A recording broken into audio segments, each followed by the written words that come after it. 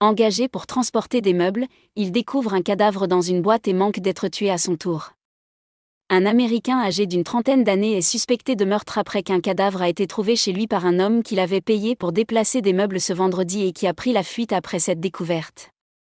Il y avait littéralement un cadavre dans le placard. Un habitant de Houston, au Texas, États-Unis, âgé de 36 ans a été arrêté par la police ce vendredi. Ce jour-là, il avait proposé à un autre homme de déplacer des meubles de sa maison contre rémunération.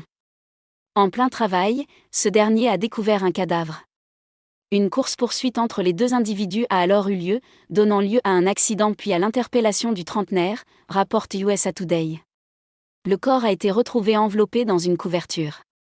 Il se trouvait dans un des cartons que l'Américain avait été chargé de déplacer, a détaillé le lieutenant de la police locale Abraham Alani. Découvrant la dépouille, le travailleur a immédiatement regagné son pick-up pour prendre la fuite. Mais son employeur d'un jour l'a poursuivi, raconte la chaîne de télévision locale KPRC. Le propriétaire des lieux a d'abord réussi à sauter à l'arrière du pick-up. Le suspect un temps hospitalisé. De là, il a commencé à briser les vitres du véhicule pour tenter d'empêcher la fuite du témoin gênant. Un accident est finalement survenu, le véhicule en ayant percuté un autre. Blessé à la tête, le trentenaire a par la suite tenté de s'enfuir à pied mais a été vu par une personne qui a ensuite appelé la police.